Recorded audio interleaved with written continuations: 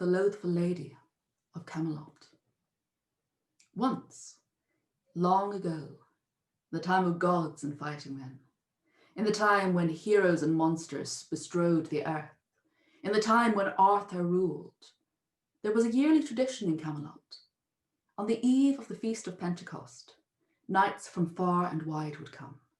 They would come to the hall of Camelot, seat themselves at the round table, and they would tell of their great deeds, of foes vanquished, damsels rescued, feats of valour, honour. And it was the tradition that anyone with a quest, be they noble or common, villain or hero, could come and lay their quest before the knights of Camelot, seated at the round table. This year was no different. The nights they came, they told their tales long into the night, and when the night was at its darkest, there was a knock on the door. Arthur called, "Enter!" But whoever was knocking did not enter. Instead, a voice came, calling from the darkness. "I have a challenge, a quest to lay before the knights of the round table." "Lay your quest," called all the knights, merry with mead and ready for adventure. "My quest is this. Answer me this question. Find me the answer, for I shall come in a year and a day, and if the answer is not found, Camelot shall be mine." The knights called, "Set us your quest. Ask your question." And the voice from the darkness called, "My question is this, a simple one. What do women want?" Arthur called for the door to be opened, but when it was opened, there was no one there. The knights began to ask each other, "Who shall take up this quest? An easy one. Why, we all know what women want, don't we?" And the question was passed around the knights, each trying to think, what did women want? What did women want? Women wanted dresses, children, love, to be rescued from dragons. They asked each other again and again, what do women want? Until finally, someone had the idea, let us ask a woman. They called for Guinevere, Queen of Arthur. Guinevere came and they asked her, "Queen Guinevere, tell us, what do you want?" And Guinevere, her glance passing only for a second to Lancelot, replied, "Love." The knights thumped the table and said, There, we have the answer. That's what women want. Women want love." But Sir Gawain put up his hand and said, "Hang on, I'm not sure. We might need to check this. Call for another woman." And so they called for another woman. They called a maid who was serving the mead and asked her, "Woman, what do you want?" She wanted a day off. And this was a conundrum. They had asked two women and received two different answers. The knights began to fall about asking, "What do women want? How should we find what women want?" Arthur said, "There is an easy solution to this. We shall all go away about our journeys, about our tasks, and when we meet in a year's time, we shall each have asked every woman we meet what it is that she wants. Surely then we shall find the answer." The knights agreed. This seemed like a good plan. And so when dawn rose, they each left, each to go pursue their own adventures, but each had vowed to ask every woman he met, what did she want? The knights went. They pursued their valour. They went on their quest. They fought monsters. They rescued people. And when they returned in a year's time, they sat around the round table. And the first question was, what do women want? There was silence. For though they had asked many women what do they want, they'd never received the same answer twice. One woman on her way to market wanted to get a good price for her geese. Another woman wanted her children to grow up to be strong and clever. Another woman just wanted peace from all these knights who kept coming pestering her.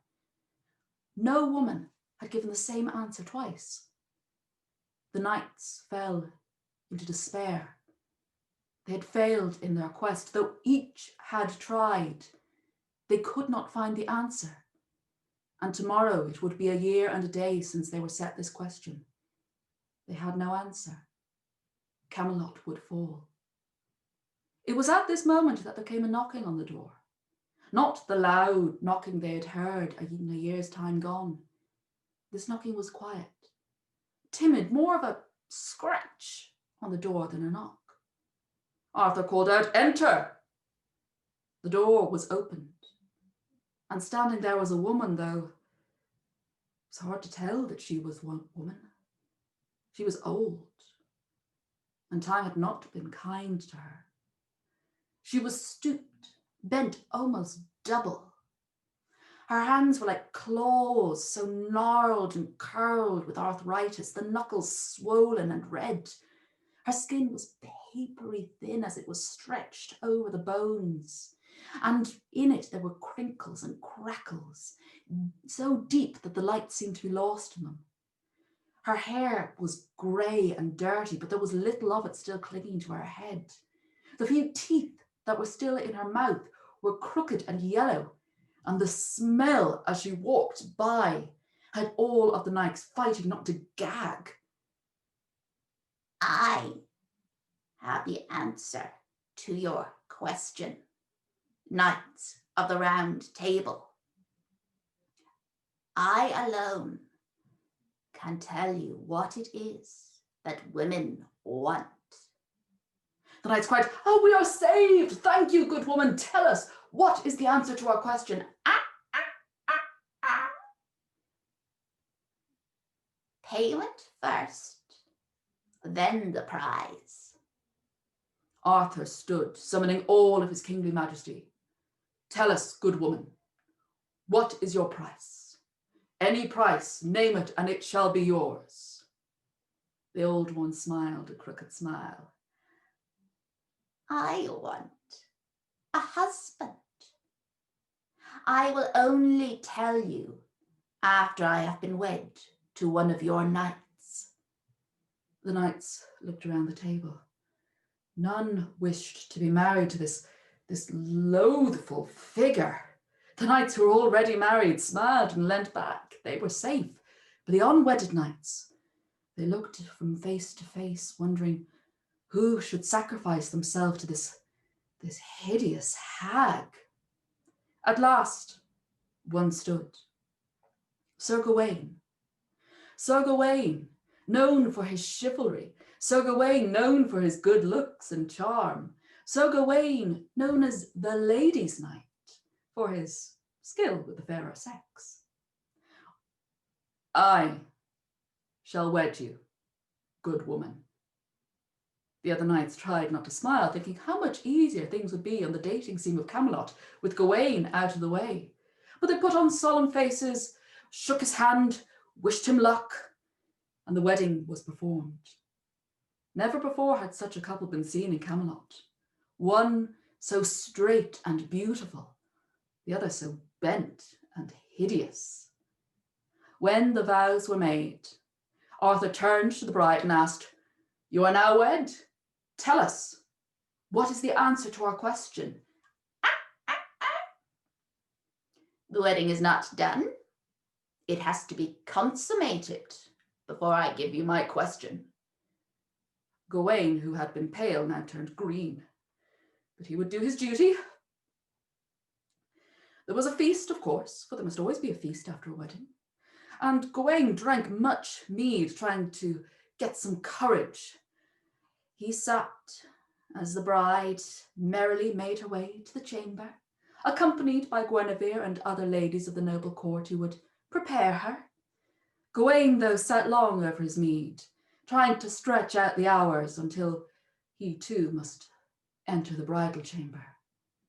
He tried regaling his friends with stories. Did I ever tell you about my adventure with the Green Knight? But they'd all heard them before. And at last, the Knights of the Round Table dragged Gawain to his feet, pushed him up the stairs, through the door. And Gawain opened his eyes, prepared to do his duty. He looked about the chamber for his bride, for the loathful lady, but she was nowhere to be seen. He sniffed the air and found it sweet and perfumed. He went over to the bed, and beneath the covers there was a shape. He pulled back the covers, and the firelight fell on the form of the most beautiful woman he had ever seen. He stared at her, words flying from his head, his mouth hanging open, just gazing in her beauty. The woman lying in the bed stretched and smiled. Well, husband, are you going to get into bed with me? So Gawain flabbered, but I married a hag. Why, you are very beautiful. I am sorry, I am a knight of the Round Table. I cannot break my wedding vows. Husband, do you not recognize me? Perhaps you don't. I have been under a spell these many years, and it is half broken by your marrying of me. But before we get on to the business of the evening, I must ask you a question. You see, the spell is only half broken, and I may only remain in this form, my true form, half the time. So tell me, husband, would you have me beautiful by night and hideous by day, or hideous by night and beautiful by day? Gawain thought. He would love to have this beautiful, soft, fragrant woman in his bed, in his arms at night. But that meant during the day, he would be accompanied everywhere by the hideous hag. He would be the laughingstock of Camelot. But if he had this beautiful woman on his arm accompanying him through the day, he would be forced to spend his nights with the foul-smelling hag. He thought it over and over and over, and neither choice seemed better than the other, and at last he turned to his bride in the bed and said, I cannot decide, and so I give you the choice. You choose. The bride smiled. Oh, husband, you have now broken the curse and found the answer to your question without me telling you. You see, that is what women want. That is what all people want. It's simple, really. We just want the right to choose. Hi, I hope you enjoyed my version of The Loathful Lady. It differs slightly from Chaucer's Wife of Bath tale. If you have an opinion on The Loathful Lady, be it the King Arthur Chaucer version or other versions of the myth, because there are loads of them, please let me know what you think. What is your favourite Loathful Lady? You can do that in the comments below. Also do the YouTubey things, you know, the likey, the subscribey. I'm Emily, and this is Unlicensed Oral Arts. We're a channel where storytellers tell stories, do short essays about stories, and once a month, generally on the last Thursday of the month, we do a live storytelling stream where we get together, we tell stories, we often end up going into some bizarre and filthy tangent, but it's always a lot of fun.